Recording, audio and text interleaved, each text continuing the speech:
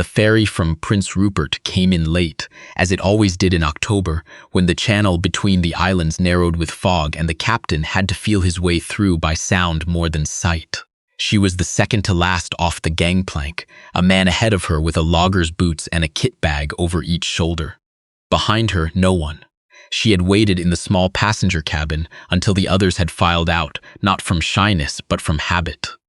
It was easier to read a place when you arrived into stillness rather than into the middle of everyone's motion. Keswick Landing was not what she had expected, though she had not let herself expect much. A fuel dock, a cannery that had closed the previous season, by the look of it, a general store with a hand-painted sign above the door, 2 fishing boats tied at the wharf with their nets spread to dry on the pilings. Kind of town that had been built for a purpose and had continued past that purpose by sheer stubbornness. She understood that quality. She had lived in 2 other places that had it. She had a name written on the back of an envelope in her coat pocket. The envelope was creased from having been read and folded, and read again on the ferry from Vancouver, and the bus before that, and the train before that. The man who had written it ran the sawmill at the north end of the landing. He needed someone to manage the house and cook for the 2 men who stayed on through the winter. The wage was listed plainly. A room was included. The letter had said nothing about his own situation, except that he was the owner and lived on the property, and that he wanted someone competent who did not mind the quiet. She had answered because of that last part. Not the wage, not the room, the quiet. The general store was the obvious place to start. A woman behind the counter looked up when she pushed the door open. Older, with gray braids pinned under a cloth cap, the kind of face that had made its decisions and arrived at them without regret. Her name, she would learn, was Mrs. Sevier, and she had no store since her husband had gone 20 years ago. Gone where? She did not ask. Help you with something? She set her bag down. I'm looking for the sawmill, Gantry's mill. Mrs. Sevier's expression did not change much, but it changed a little, a slight assessment. Cass Gantry, she said.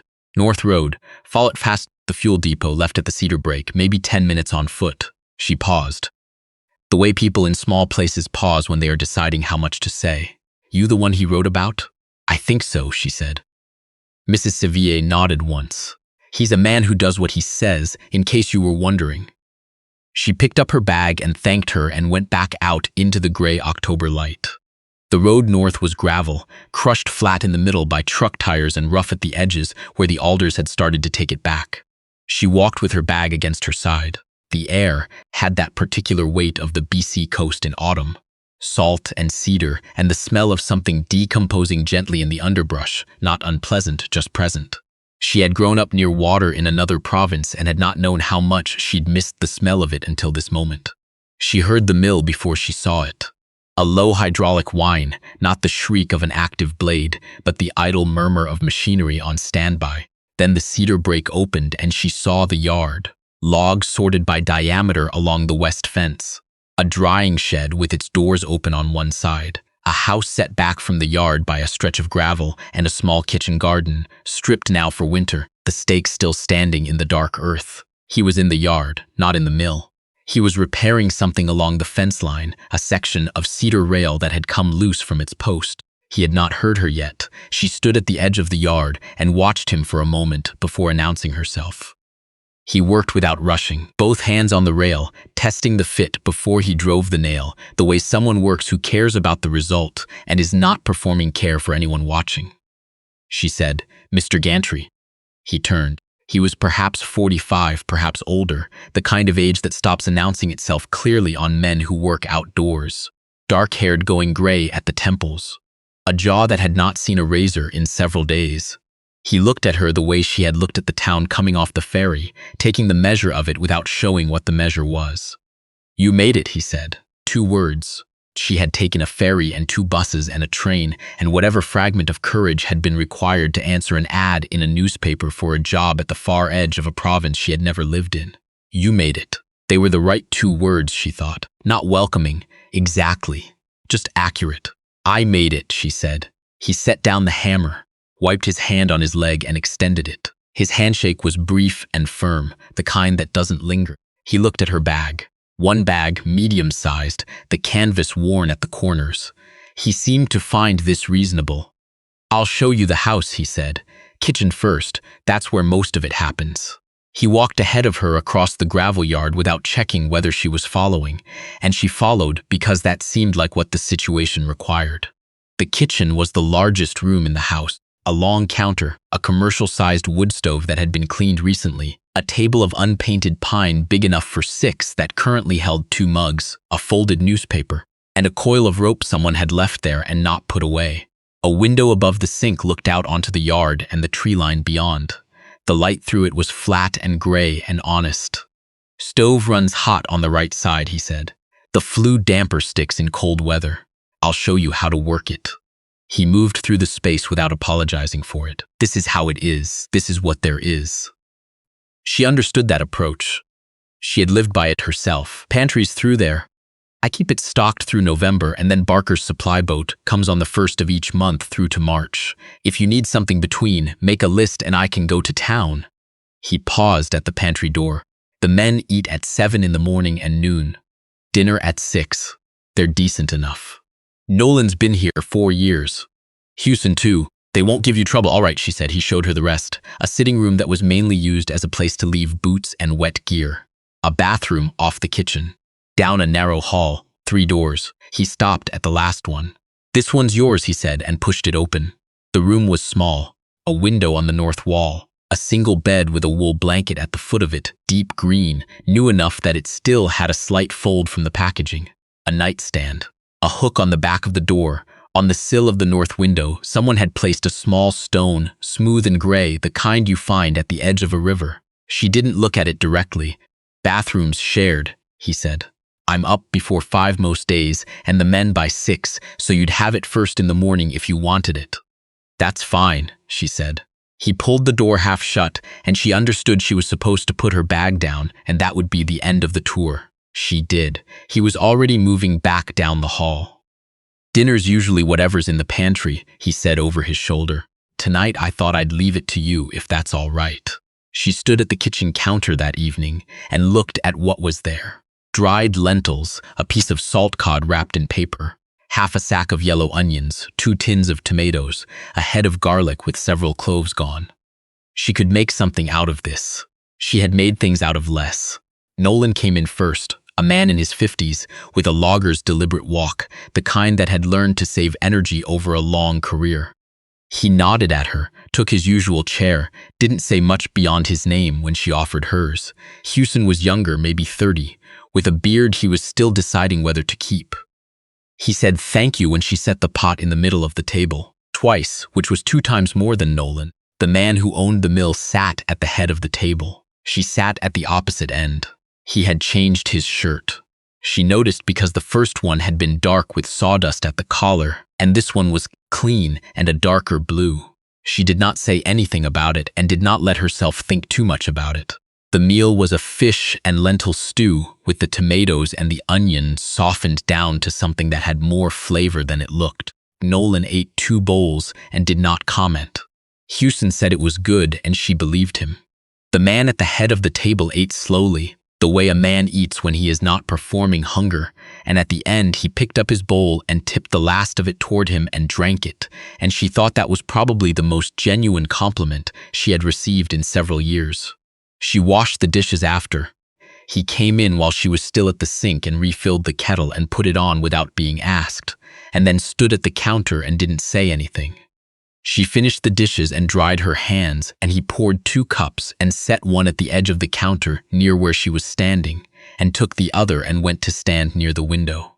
"Ferry was late," he said. "An hour, maybe." He looked out at the dark yard. A security light on a pole near the mill shed threw a pale circle across the gravel. "It's usually late in October," he said. "Fog in the channel." "I grew up near water," she said. "I'm used to waiting on weather." He turned slightly. Not all the way, just enough to catch her in the edge of his vision. "Where?" "New Brunswick," she said. "Mine is Basin side." He turned back to the window. "Long way," he said. She picked up her cup. "Yes," she said. They did not say anything else for a while. Outside, the fog had come in from the channel. The way it did here in October, she would learn, rolling over the tree line and settling into the yard in layers, so that the mill shed became a shape, and then a suggestion, and then disappeared entirely. She watched it come in. She slept without trouble, which surprised her. The mattress was thin, but the wool blanket was warm, and the dark outside the north window was a different dark than she had been living in. Fuller, somehow, not full of things to worry about, just full of trees and water and whatever moved in them at night.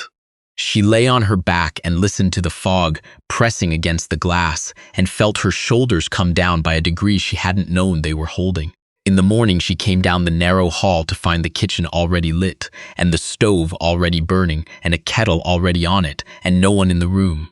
She stood in the middle of the kitchen and listened and heard from the yard the specific sound of a man splitting wood, the solid cleave and the two halves falling, rhythmic and unhurried.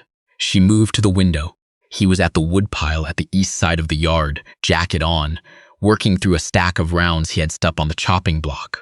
One swing, 2 pieces, set them aside, the next round up. She watched longer than she should have, but he was not looking toward the house. She made the coffee and left a cup covered on the counter. At breakfast, Nolan came in at 7 exactly. Hewson 2 minutes behind, his hair damp, the beard finally trimmed. She had made porridge with what was in the pantry and set out the last of a tin of syrup she'd found at the back of the shelf. Neither of them said much. The man came in last, tracking sawdust across the floor she had swept, and he stopped when he saw the cup still on the counter and said nothing, but picked it up and drank from it standing there before he sat down. And she thought it was odd to feel something at that, but she did. She spent the first week learning the house the way you learn a place that is not yours and may not become yours, carefully, without making assumptions. She found where things were. She found where things should have been and were not. She found a crack in the plaster near the back door that had been there long enough for spiders to have made permanent arrangements in it. She found that the window in her room swelled shut in the rain and had to be persuaded with the heel of the hand. She found that the mill whistle blew at noon and at the end of the day, and that she had already begun to organize time around it without meaning to. She cooked. She washed. She mended a pair of work trousers Hewson left on the chair outside the bathroom and returned them folded to the same chair without comment. And he found them there and said thank you, and she nodded, and that was all that was needed. The man kept to his own routines with a discipline that was not unfriendly, just established. Up before 5, at the mill by first light. Back for meals. In the evenings, he sometimes sat at the kitchen table with the mill's books spread out in front of him, not working through them anxiously but methodically. The way a man works through a problem he has looked at many times and knows the shape of. She moved around him. He moved around her. The kitchen was large enough that this was possible without either of them having to make much of it. On the Thursday of her second week, she found the mending basket. It was on the shelf in the sitting room, behind a pair of rubber boots. A wicker basket with a lid, and inside it, 3 flannel shirts with tears at the elbow or the collar that had been folded in with intention, but not addressed in some time. Thread mismatched, not the right colors for any of the shirts. A spool of wire where the needle should have been. A thimble that had been placed there by someone who had known what it was for. She brought the basket to the kitchen table and sat with the light from the window and began to work. The shirts were good quality, the kind meant to last 20 years if someone looked after them. She found thread in her own small kit that was close enough to work. She did the first collar. The second elbow. She was into the third shirt when she heard him come in at noon. He stopped in the kitchen doorway, looked at the basket, looked at the shirts spread out on the table. She did not look up from the seam she was reinforcing. He went to wash his hands at the sink. She heard the water run. He dried his hands and poured himself coffee, and then sat down in the chair across from her, not the chair at the head of the table, but the one beside the basket, closer. He said, "You didn't have to do that," she said. The elbow on this one was about to go through. He looked at the shirt on the table. Then he picked up his cup and didn't say anything else. She finished the seam, turned the shirt inside out to check it, turned it back. Nolan came in for lunch, and she served it, and the meal passed as the others had. In the comfortable silence of people who have established that silence is permissible, Hewson talked about the load they'd finished that morning. Nolan disagreed with something about how it had been stacked. The man listened to both of them with the expression of a man who has arbitrated this type of disagreement before and knows where it ends. After the men went back to the yard, she cleared the table and put the shirts back in the basket and carried it back to the sitting room shelf. When she returned to the kitchen, he was still there. He had his coffee in both hands and was looking at the window, not at anything outside it. He said, "There's a hiking trail behind the property. Goes up the ridge. The view at the top is worth it, if you had a morning free," she said. "I might," he said. "It's easiest in the first part of the day before the fog comes back in," she said. "I'll keep that in mind." That was all. He picked up his jacket and went back out. She stood for a moment in the kitchen and looked at the window he had been looking at, which showed only the gravel yard and the tree line beyond, and thought that what he had just said was not about hiking. She went on the Saturday. Straight up from the back of the property, through the second-growth cedar, and then the older growth higher up, where the trees were far enough apart that you could see between them. The trail was not maintained, but it was clear. Someone used it regularly. The footprints in the mud ahead of her were large and work-booted. She followed them without meaning to. The ridge was bare at the top, granite and moss, and the view opened over the channel in both directions, south toward the islands, north toward the inlets. The fog had not come back in yet, and the water was the color of old iron in the morning light, flat and enormous and present in the way that large things are present, without any requirement that you say something about them. She stood there for a while. She had not looked at a view in a long time. There had not been, in the last 2 years, much occasion for it. On the way down, she noticed that the trail had been cleared of deadfall at some point recently.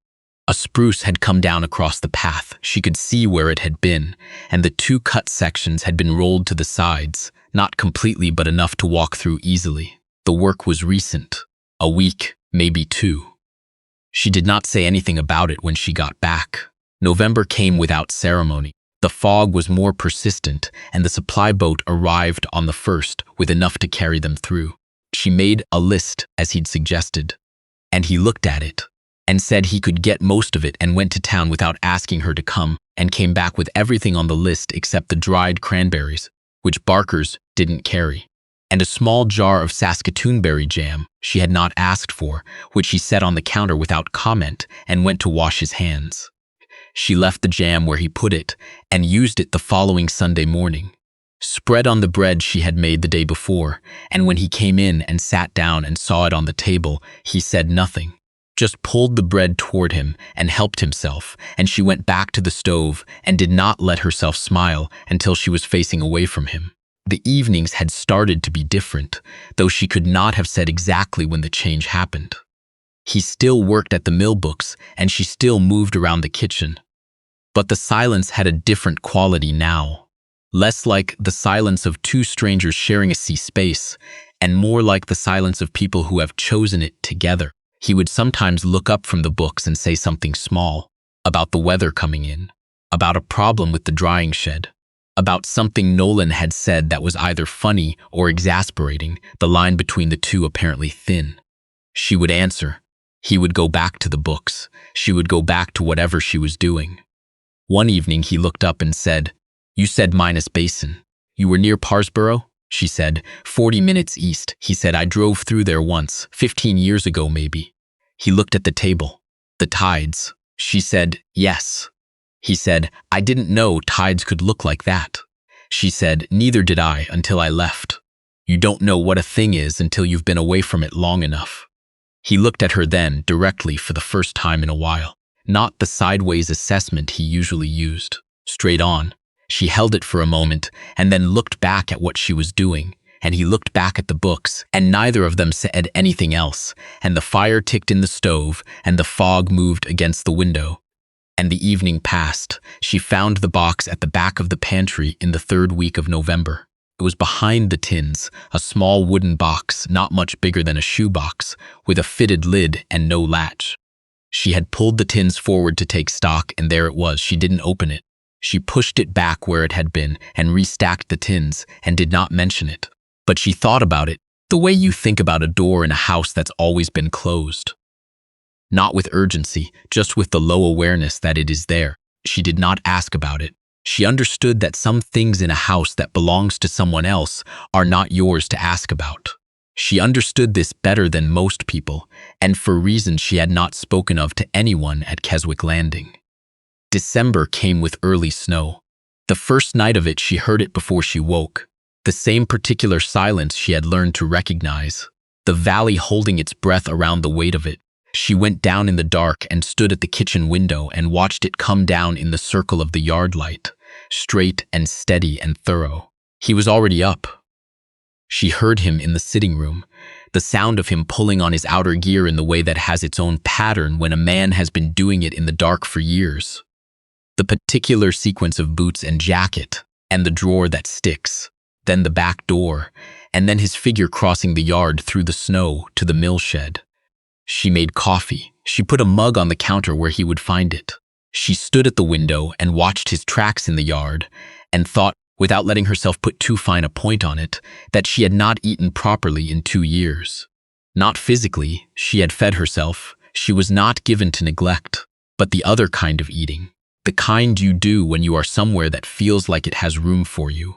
She had not noticed the lack of it until this kitchen, this window, these tracks going steadily across the snow.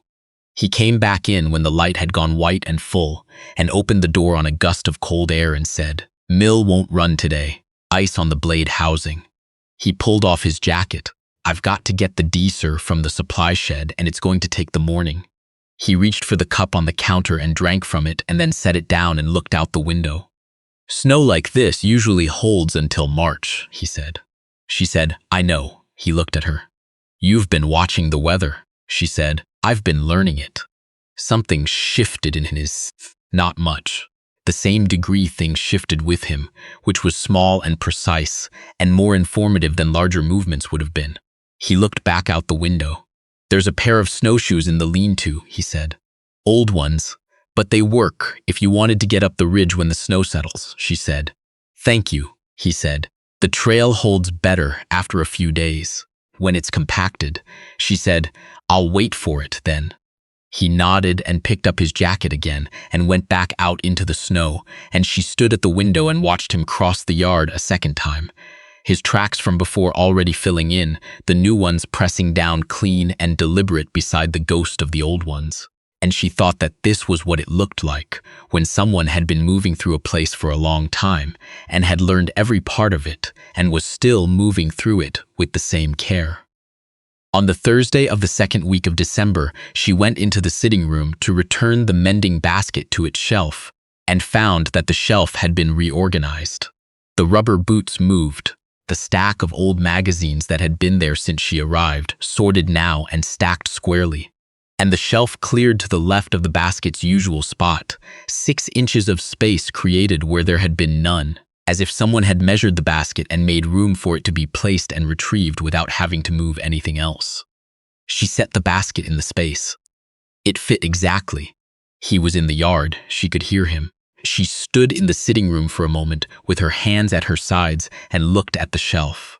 The space had not been there last week. She was certain of it. She went back to the kitchen. She made the bread she had been going to make and let it rise and knocked it back and let it rise again and put it in the oven and cleaned up after herself and did not think too much about the shelf. Or she thought about it the way you think about something you are deliberately not looking at, aware of it in the periphery, aware of its dimensions, aware of what it meant that it was there. The bread came out well. She cut 2 slices and left the rest on the board for dinner. She ate her slice at the counter, with her coat still on, because the kitchen had not fully warmed yet that morning, and the bread was good enough that she did not want to wait until she was seated. He came in at noon with Nolan and Hewson, and the meal was the usual: soup, the bread, the small conversation that Hewson carried and the others permitted, and when it was over and the men had gone back out, he stayed, as he had started to do some days, at the far end of the table. He had a repair manual open in front of him, something to do with the blade housing, and he was not reading it exactly, just turning the pages slowly. "She washed the soup pot," he said, without looking up from the manual. "I called ahead about the supply order for January." All right, she said. I added a few things, he said, based on what you've been using. He turned a page. If there's anything else you need, write it down and I'll add it. She dried the pot. I made a note already, she said. It's on the counter. He looked at the counter. The note was there, folded, her handwriting on the outside. He reached across the table and picked it up without getting up, unfolded it and looked at it. He nodded and folded it again and put it in his shirt pocket and went back to the manual. She put the pot away. She put the bowls away. She wiped the counter and hung the cloth on its hook. She was about to move back down the hall when she remembered the small thing she had been turning over in her mind since the morning, and she said, without looking at him, the step on the porch. Third one from the top. It started to give. He was quiet for a moment. She heard him set the manual down. I know, he said. I've been meaning to get to it. A pause. I'll fix it this week when the ground's not iced. She said, all right. She went down the hall. Behind her, she heard him pick up the manual again. She heard the pages settle. She heard the stove draw. All the sounds of the house doing what it did, indifferent to everything she was feeling, which was considerable, and which she was not going to examine until she was alone in her room, with the north window and the dark outside it and enough quiet to think. She did not sleep right away that night. She lay on her back with the wool blanket pulled to her chin and looked at the window. The stone on the sill was a pale shape in the dark. She had never moved it. She had left it where she found it and cleaned around it and not asked whose it was or why it was there. A stone from a riverbed on a windowsill in a room at the edge of a sawmill property on the BC coast. And now December, and she was still in the room. She had not expected to still be in the room. She had answered the ad in September at the lowest point of 2 years that had had several low points. She had not answered it because she believed things would be different here. She had answered it because she needed the wage and the room, and because the letter had been plain, and plainness was the only thing she had been able to trust for a while. She had told herself she would come for the winter, and see, she was seeing. Outside, the snow was still coming down. She could tell by the silence of it, the way the valley was muffled, and particular in the way it only got under heavy snowfall. The mill stood dark. The yard was white and empty. Somewhere across it, a man was asleep who had reorganized a shelf and cleared a trail and driven to town without being asked and come back with jam. She had not asked for and placed it on the counter without making anything of it. She turned onto her side. The spools she kept in her sewing kit were ranged along the inside edge of the tin, sorted by color in the way she always kept them because it was practical, because it meant she could find what she needed without looking. There was a green one she had bought years ago for a project that had never happened, a sage green with just enough blue in it that it changed in different light. She had moved it through 3 kit tins in 3 different towns and had never used it and had never thrown it out. She was not thinking about anything in particular as she fell asleep. The snow, the mill, the stone on the sill, the sound the house made when it was full of people sleeping in it. She had not lived in a house that sounded like that in long enough that she had almost forgotten what it was. She remembered now. In the morning, she came down to the kitchen and found the stove already lit and the coffee on and a small object on the table beside her usual cup, a spool of thread. Green, a sage green with enough blue in it that it shifted in the early light. Not her spool. She had checked before coming down the hall, and her tin was where she'd left it. He was at the mill. She could hear it from the window, the low whine of the machinery starting up after the cold. She picked up the spool. She turned it in her hands. She did not know when he had seen her looking at thread in a store, because she had not been to any store here with him except the one time in early November when she had gone for salt, and he had happened to be going as well. And she had paused at the notions shelf for perhaps 5 seconds, and she had not looked at him while she did it. She set the spool down. She poured her coffee.